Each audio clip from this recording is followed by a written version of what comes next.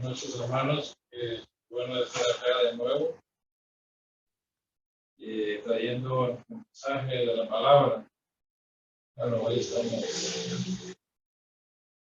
muy pocos, ¿verdad? Muy pocos personas acá en el culto de oración, ¿verdad? El culto de doctrina para la vida. Pero bueno, traemos la palabra como siempre. Vamos a continuar con el estudio que hemos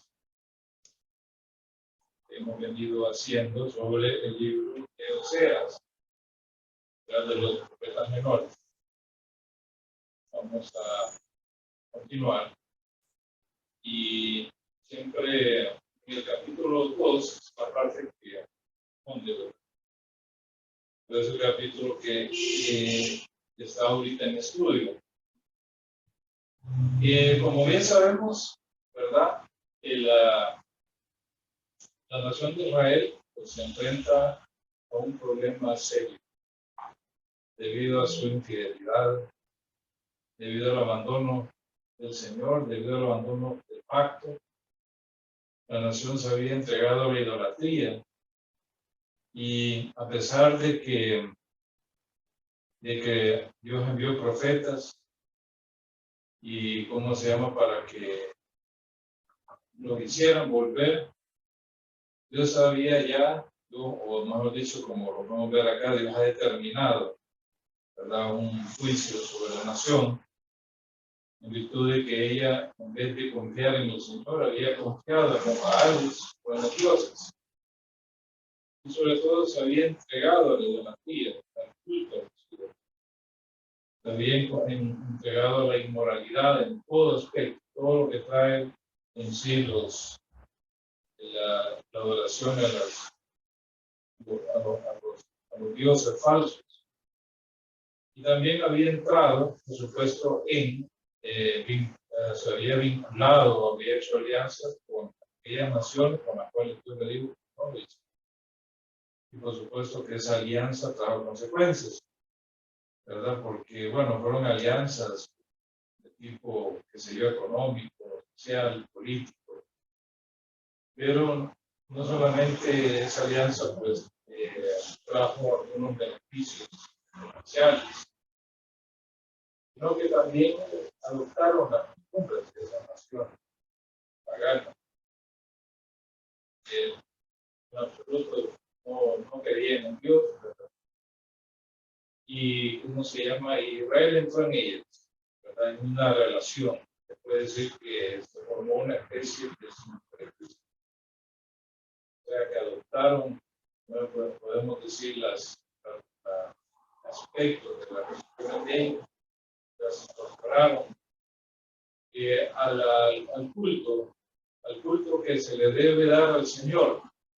Ellos incorporaron una mezcla, se puede decir, una mezcla que obviamente hizo que el poder de Dios, la función de la iglesia, dejaran ¿cómo se llama?, de fluir sobre ellos, y trajo como consecuencia todas las maldiciones indicadas.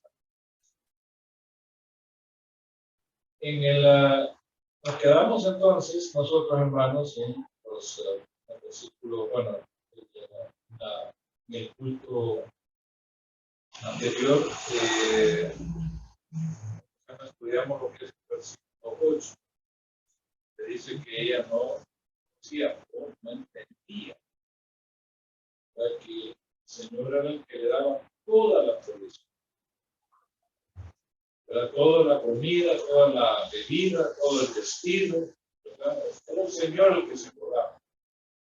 Ellos no lo entendían, sino que se lo atribuían a alguien, con los dioses falsos. O sea que básicamente tenían su percepción espiritual, básicamente la tenían, como decían, ¿verdad?, extraviada. Atribuirle las cosas buenas que Dios da, las bendiciones, atribuírsela, como se llama, algo que no es Dios falso. Ella actuaba cosas como una esposa infiel, porque quieres o no, por eso que Dios le mandó a Osea a desplazarse como una mujer de fornicación, solo para ilustrarle al pueblo condiciones de que una esposa infiel actúa una esposa o una mujer dedicada a la prostitución, que tenía múltiples amantes, solamente uno. Muy bien, entonces nos quedamos ahí, ¿verdad? En el versículo 8, ¿verdad? Lamentablemente, todas las cosas buenas que Dios le había dado, incluso el oro y la plata, también que Dios le había multiplicado.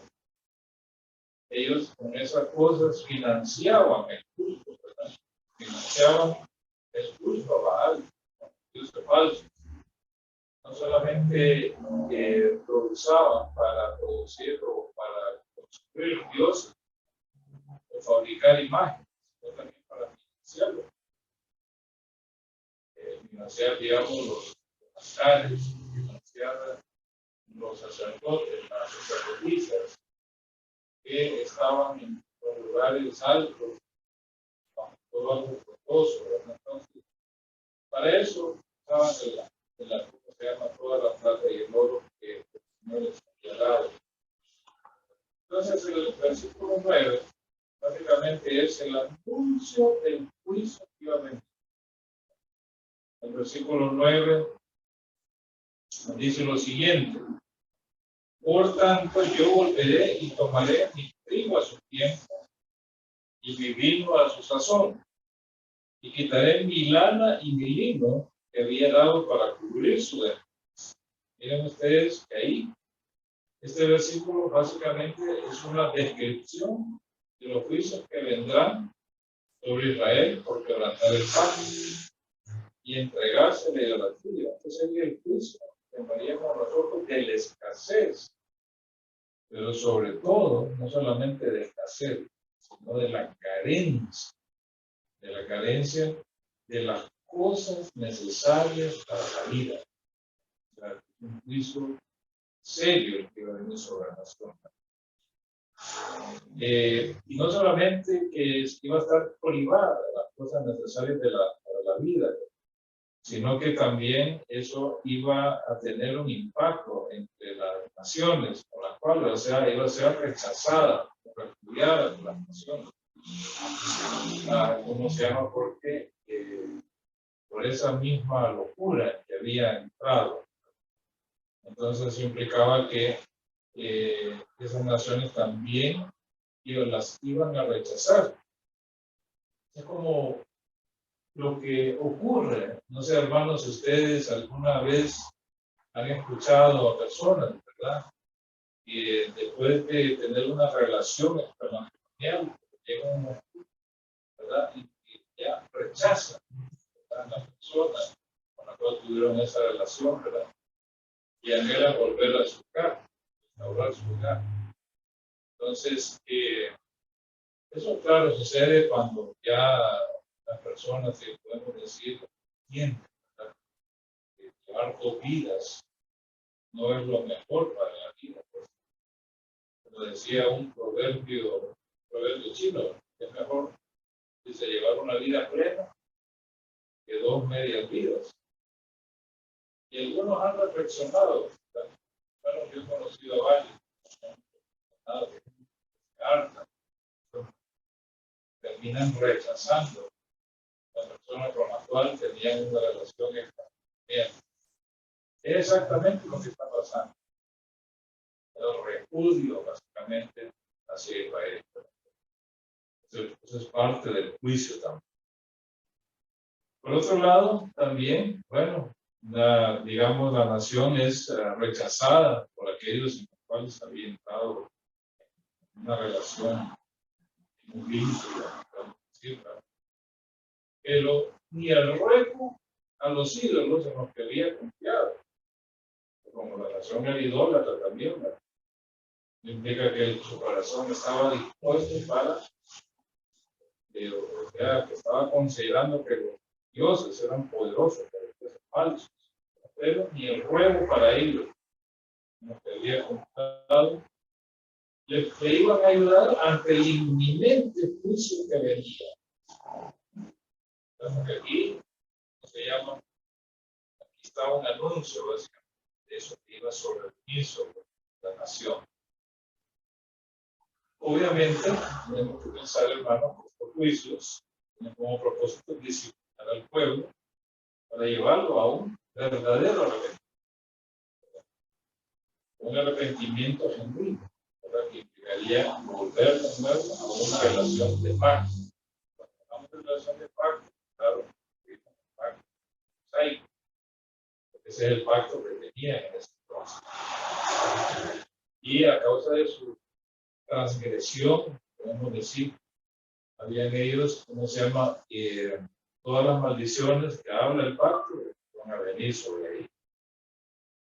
Ahora bien, también vemos ahí que habían mostrado, lo habíamos dicho antes, una falsa piedad. Una falsa piedad en la cual pues, ellos dijeron, claro que me está yendo tan mal, ¿verdad? Voy a volver a mi primer marido. Porque mejor me lleva antes que ahora. Claro, siempre pensando en las cosas materiales. Como le iba ahora, era peor. Entonces, por lo menos había entendido, lo había reconocido, pero eso no era suficiente. Definitivamente. No era una falsa piedad. ¿Por qué razón? ¿Verdad? La nación cuando se habitúa, hermano, es como eso, un hábito. La nación se empezó a habituar a los ídolos. Una falsa piedad tampoco le iba a servir. Porque si hubiera sido genuino, obviamente que los juicios descritos inmediatamente no iban. Es lo mismo que pasó cuando Dios envió a Jonás a Nínive, ¿verdad? Con un mensaje de que Nínive iba a ser destruido de aquí a 40 días. Toda la nación, como dice, toda la capital, el reino asirio, se humillaron delante de Dios, se humillaron. Hasta los animales, todos se humillaron, porque le creyeron al juicio de Dios. Y dice que Dios se volvió atrás por el juicio que iba a traer su nación. Se volvió atrás porque hubo un arrepentimiento. Entonces Dios se volvió a. Claro, eso causó la cólera. ¿Cómo se llama el profeta Jonás? Furia de eso. Eso en que yo entiendo, dice, ¿verdad? Entonces, entiendo que tú eres un Dios misericordioso. Y obviamente, si ellos se arrepentían, él no los iba a juzgar, ¿verdad? Y de eso no, Jonás estaba molesto con los asirios, por lo que habían hecho, ¿verdad? Con el reino del norte. Entonces le entró una especie de enojo, pero el hombre, como podemos decir, el hombre es una cosa, Dios es otra. Podemos poner al hombre, aunque sea el mejor de los hombres, igual que Dios. El Señor es misericordioso, grande para la ira, perdón, grande en misericordia, lento para la ira, grande en libertad para todos aquellos que tocan, pero cuando dice, cuando tocan de veras, era simplemente por un alivio temporal, pero si no, un arrepentimiento, pero que sea con resultados permanentes, un cambio, no una reforma. Eso es peligrosísimo. No entender, hermano, el cambio y lo que es la reforma. La reforma siempre es externa. Siempre es que apariencia. Pero no es cambio, quiere cambios interiores. Desde adentro hacia afuera. No reformas externas. El mundo quiere cambiar las cosas, ¿verdad? Poniendo una fachada externa, poniendo leyes. Quieren por mucho que se esfuercen en los países de crisis, vamos a acabar con la corrupción, vamos a terminar con la corrupción, vamos a crear la CISO, no sé quién más, un montón de ONGs. Miren, el problema problemas pueden traer lo que quieran. El problema va a ser siempre porque hay dentro. El problema va a ser porque es como quiere decir, vamos a acabar con el pecado. Realmente eso es absurdo completamente. Como el hombre, por eso dice el proverbio, ¿quién puede limpios del pecado? ¿Verdad? Nadie puede decir, yo estoy limpio del pecado. Pero por su propia fuerza. A menos que Cristo, sí, es un problema limpio,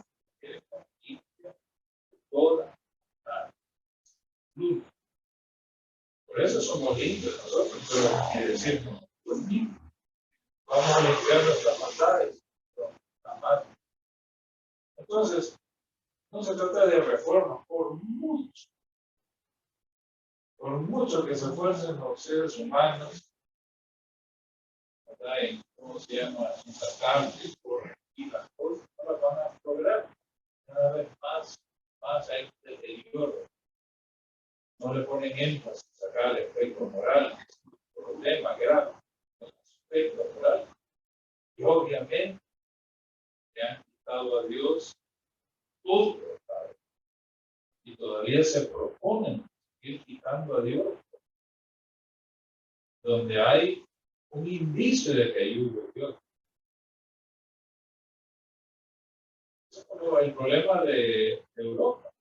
Europa es, podemos decir, es como que se está preparando para la venida de la anticristo. Porque ellos quieren arreglar las cosas. No las han podido arreglar, también las han complicado. Increíblemente, países que antes considerábamos no cristianos, ¿verdad? Es decir, ateos, los que promueven la paz, la armonía. Ustedes lo vieron ahorita, por ejemplo, en el Mundial de Qatar. Los mismos musulmanes pusieron sus normas morales. Si quieran desenfrenarse, hicieron más fácil. Pero pusieron normas morales. Ya me imagino, hermano, cuando sea el Mundial en Estados Unidos, Canadá y México, ¿verdad? Eso va a ser un desenfreno que lo que no hicieron en el Qatar, lo van a hacer 7 veces. Eso ya se desinhibe la gente. Pero aquí estamos viendo a Israel, ¿verdad? Con una falsa piedad, una reforma que no le va a servir para, no es suficiente, porque Dios no va a detenerlo. Y es imposible. La nación, dice ahí, había colmado la medida de sus pecados, a la cual igual o peor que las naciones de sí. Hay en la Biblia un versículo bíblico que el Señor, viendo, ¿verdad?, que la nación había abandonado la ley, pero dicen ni siquiera aún en los estatutos de las naciones andan ustedes, por lo menos que anduvieran en esos estatutos, por lo menos algunas cosas, algunas reglas de moral las tenía, pero ni aún eso. Entonces, al desenfreno que había caído. Muy bien, entonces el versículo 9, tienen ustedes, ahí lo pongo en otras versiones. Tienen la versión, la Biblia textual, que es una buena versión. Por eso dice, le quitaré otra vez mi grano a su tiempo, mosto a su sazón. Recuperaré mi lana y mi lino, porque puliera de pureza. En la Biblia de Jerusalén dice, por eso volveré a tomar mi lino a su tiempo, mi mosto a su estación. Retiraré mi lana y mi lino. Me habla que habían de cubrirse de pureza. Vamos a analizar el versículo, donde dice, comienza el versículo, miren, por tanto, interesante, ¿verdad? Esa frase. Por tanto, también se puede traducir por eso. En pocas palabras, por lo que acabo de decir, ¿verdad? O sea, esta frase vincula este versículo con lo que se ha dicho antes. O sea, como decir, a causa de lo que antes se ha dicho, o a causa de lo que acabo de decir, también podemos decir, a causa de que no entendía quién le daba la provisión. Tenemos que ubicarnos en ese texto. Debido a que no entendía quién le daba la provisión. ¿Saben qué es importante? Es interesante. Indica un curso de acción a seguir por parte de nuestro Señor de agua. O sea, que iba a hacer. O sea, hay un curso de acción. Esto significa la realidad del juicio que vendría. Así que es importante, conocido por eso. Ya es algo como decir una determinación divina. Algo que ya, en pocas palabras, ya Dios no podía echarse para atrás. ¿Verdad? O sea, en vista, ¿verdad?, de que ustedes no entienden quién es el que le da las cosas necesarias para la vida, quién es el que le da la plata y el oro. Entonces el Señor dice, voy a hacer eso. O sea, básicamente es un curso de acción, ¿verdad? Algo que el Señor va a ejecutar, ¿verdad? Y que la nación definitivamente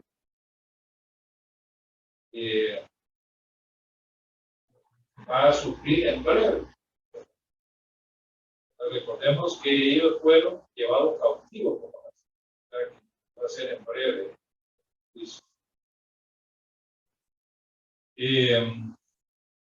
Entonces, eso es lo que dice por tanto. Es muy interesante esta frase.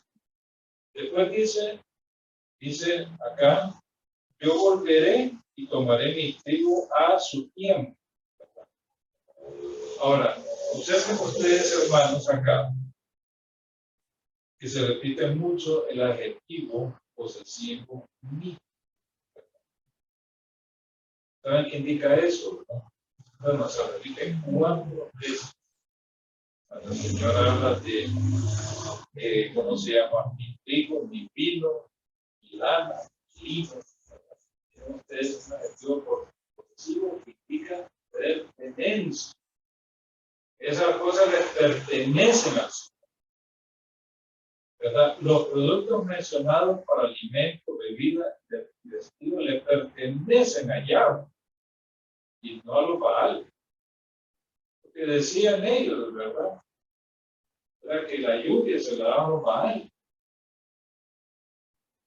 Hacían sacrificios, ¿verdad?, para que dieran la bendición de los Baal.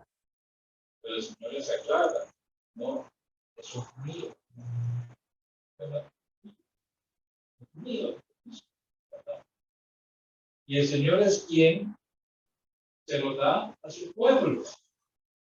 Pero ellos decían, tienen ustedes percepción espiritual equivocada.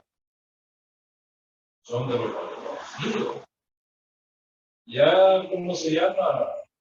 Salmo nos lo dice, la tierra del Señor. El que va en la tierra dice, y su plenitud. Y agrega, el mundo y los que en habitan. Obvio. Lógico. ¿Quién te lo pone? ¿Quién hizo los animales del campo? ¿Quién hizo la hierba?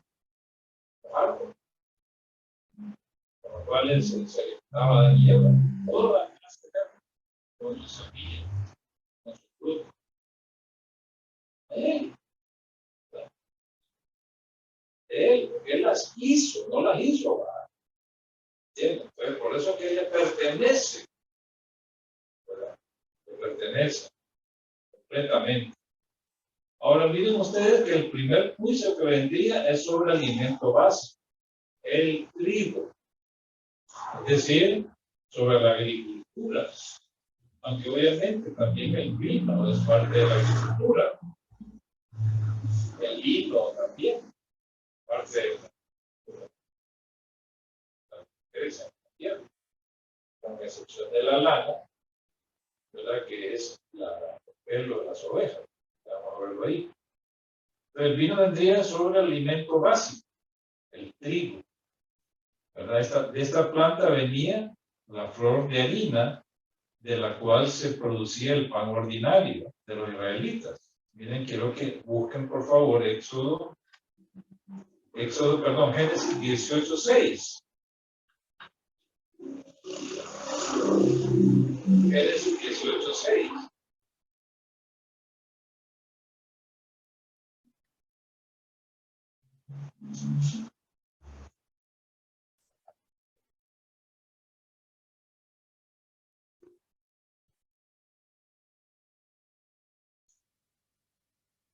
Entonces nos dice, la Reina Valera dice, entonces Abraham fue deprisa a la tienda de Azar y le dijo, toma todos 3 medias de flor de harina y amasa el pan cocido debajo del escol.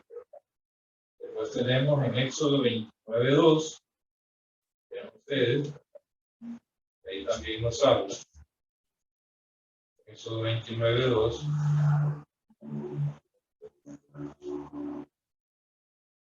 Dice, panes sin levadura, y tortas sin levadura, amasadas con aceite, y hojaldres sin levadura, untadas con aceite, amasadas de flor, de harina, y exactamente el trigo, para hacer panes. Y ahí, por ejemplo, lo usaban para hacer, como se llama, ofrendas vegetales, que llaman.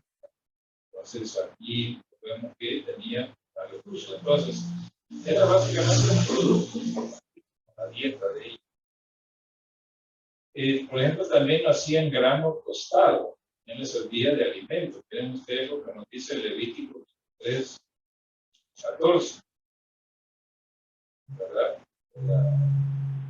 Diferentes usos, hermanos, que tenía el trigo. 23:14 dice, no comeréis pan, ni grano tostado, ni espigas frescas para este mismo día, hasta que hayamos recibido la ofrenda de nuestro Dios. El estatuto perfecto es por vuestras condenación, nuestras edades, en lo que quiera que estéis. O sea que, una vez que la nación entrara, ¿verdad? Dice, no es que Dios lo está prohibiendo comer pan de una manera, ¿verdad? Sino que había un estatuto en la cual no debía comer ese día. Ahora bien, el trigo, miren, hermanos, nosotros también dependemos del trigo. Mire, casi todo se hace de trigo, el pan que comemos.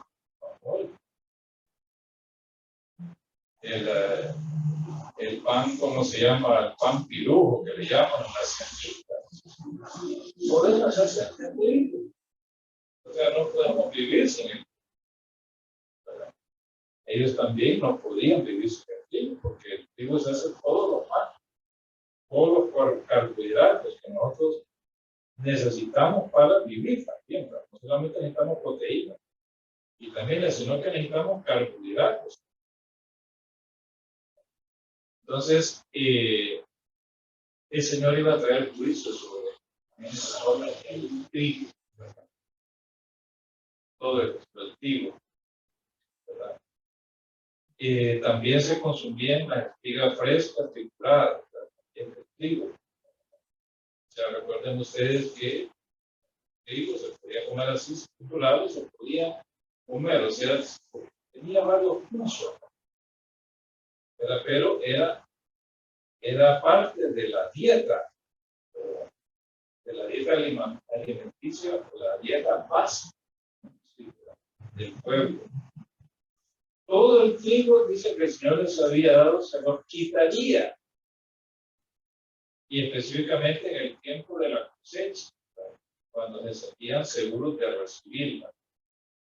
Por eso el Señor dice, volveré a tomar, o volveré a tomar el trigo. O sea, el tiempo que se iban a cosechar, entonces el tiempo que ellos esperaban, ahí iban a recibir. El trigo se sembraba después de las primeras lluvias, es decir, en noviembre y diciembre, y quedaba entre abril y junio, dependiendo del clima. Lo que pienso yo que probablemente, hermano, las lluvias fueron escasas.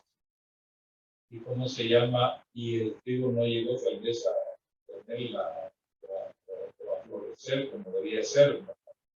Y cuando vino el sol, básicamente, ¿verdad? Se quemó.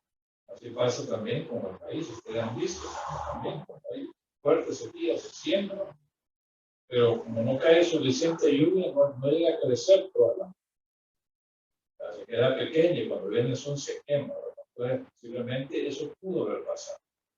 Entonces, cuando llegaba la siega, la cosecha, ellos no tenían nada, absolutamente.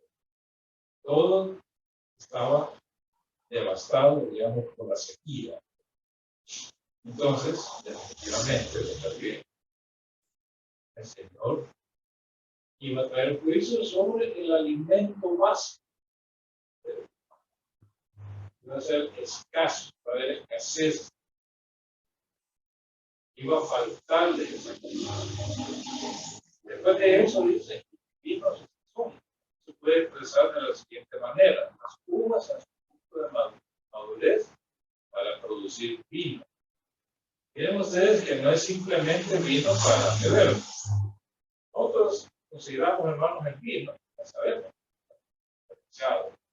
vino como una bebida alcohólica puede tener porcentaje de alcohol o puede ser sin alcohol, así como la sangría. Ahora, el vino, el juicio vendría sobre, en este caso, sobre la bebida.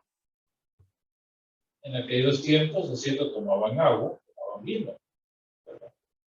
El vino tenía usos domésticos y también usos medicinales. Usos domésticos, por ejemplo, hacían vinagre, hacían jarabe también, hacían miel. Por eso cuando Pablo le dice a Timoteo, ¿verdad?, que entonces una puerta es un poco de vino. Entonces nosotros pensamos, ¿verdad?, claro, estamos trayendo a la autora a tiempo resto, ¿verdad?, que le compraba una botella, ¿verdad?, de la que conocemos, del español, ¿verdad?, o el vino chileno, ¿verdad?, o argentino. No, en aquel tiempo, el vino se usaba como jarabe, ¿verdad? Entonces, usaban para efectos medicinales. Entonces, como podemos ver, tenía usos domésticos y también tenía usos medicinales.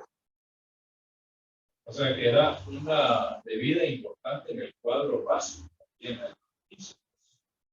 Esto indica que el juicio vendría también sobre las vides, sobre las uvas. O sea, no tendría, ¿cómo se llama? En el punto de madurez, no tendrían ellos esa bebida, la acción, que traería juicio. O sea, y claro, la vid es, ¿cómo se llama? Es una planta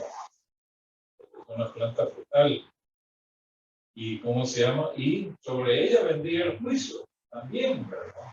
O sea, no iban a producir para hacer vino y darle los diferentes usos. El otro dice, quitaré mi lana y mi lino que había dado para cubrir su desprecio. O sea, por las palabras, iba a quitar aquellos artículos que sirven para cubrir el cuerpo, la ropa, sirve para cubrir el cuerpo.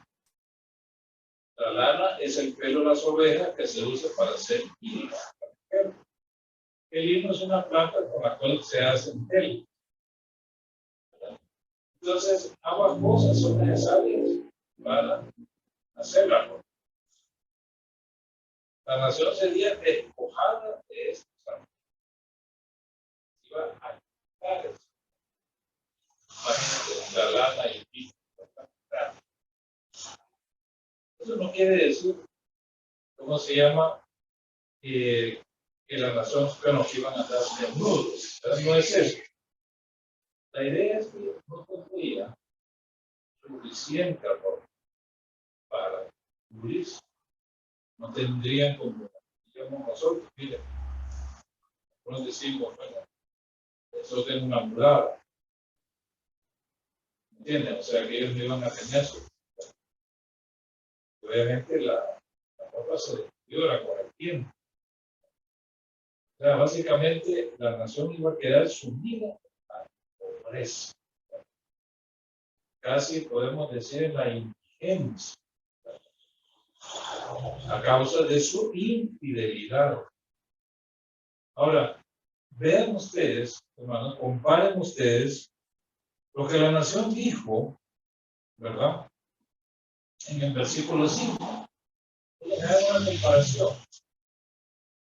Dice, porque su madre se destruyó, la que la dio luz se deshonró por el hijo. Una confesión más grande la que hizo. Confesión es como una declaración de fe, ¿verdad? Una declaración de fe, pero no al Señor. Es una declaración de fe a los ídolos, a los dioses falsos. Entonces dice, iré tras mis amantes que me dan mi pan y mi agua, mi lana y mi lino, mi aceite y mi bebida. Ahora el Señor trajo juicios sobre cada una de las cosas que ellos declararon que se las daban sus amantes. ¿Está bien? Le hicieron una declaración. Vamos a ver si es cierto que ellos son los que se lo dan. Y cuando el Señor se los quita, hay juicio. Entonces dicen ellos, ¿verdad? Es el Señor. Es mi primer marido. Porque es verdad. Mi primer marido es una reforma. Es una falsa. Increíble. Ahora los juicios van en cadena. En cadena. Una persona. Primero el alimento, la bebida, después el vestido. ¿Verdad? O sea, cada cosa que ellos dijeron, cada cosa que ellos declararon, pues vamos a ver, Señor, de la serie, no son los dos, no son los amantes, no, ellos no son los, es el Señor, el Dios verdadero. Es una cadena de juicio. Se esperaba que la nación entendiera, comprendiera que lo llevara a un arrepentimiento verdadero, no una reforma. Dios es el reino de todo, porque de él es toda la tierra y su plenitud, el mundo y los que en él habitan. Eso tenemos que tenerlo claro, ¿verdad? Tenemos claro, la bendición material, nosotros estamos en Cristo. Ahora, ¿verdad? Hemos hecho la paz con el Señor, estamos en paz. Estamos en paz, no somos enemigos, dice la palabra. Ya no somos enemigos de Dios. Ya hemos sido reconciliados. Por eso dice Efesios que vamos a bendecido por toda bendición espiritual. Por eso dice ahí, entender esto es importante. Conocer a Dios es importante para no atribuir a otras cosas o simplemente al destino, o como muchos dicen, a la suerte. Todas las bendiciones materiales, Dios nos da todo. Dios nos lo da. Cada cosa debemos decir, bueno, gracias. No significa, hermano, ¿verdad? Que ya vamos a hacer un cristianismo pasivo, ya no vamos a trabajar. Porque Pablo dice que no trabaja, que no coma. Claro, Dios va a bendecir, va a bendecir, pero cada mentira que recibí, tengámoslo presente, ahora es que nos da cada cosa, ¿verdad? Porque Él nos lo ha dado. No nos ha dado los falsos dioses. Nosotros creemos en el único Dios verdadero y en Jesucristo, en quien Él ha enviado. Así que estas cosas se han hecho, hermanos. O sea, para nosotros, ¿verdad? Que hemos, como dice la Biblia, alcanzado los fines de los siglos. Dice Pablo ahí, ¿verdad? Como ejemplo, para que no sigamos por el camino de ahí. Es lamentable que Honduras, pero todavía no encuentre, por la mayor parte de los hondureños en el camino a seguir. Siguen confiando en imágenes de palo, en imágenes de madera, confiando su destino. No puede ser eso. Obviamente que Dios es soberano. Y vamos siguiendo, como se llama la historia, como se llama, va siguiendo un curso de acción que el Señor ha trazado. Y Dios ha levantado la iglesia como portadores, como dice ahí, como candelabros, como portadores de luz. Tenemos la revelación que el mundo debe conocer. Pero entender, hermano, es importante que todo proviene del Señor. Todo. ¿Qué debemos hacer nosotros? Buenos mayordomos de las cosas buenas que Él nos da cada día. Administrar correctamente todas las bendiciones especiales por el fruto del trabajo.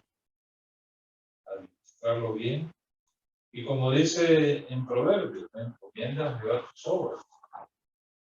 Encomiendas a Jehová tu proyecto, tu vida. Y dará tu vida.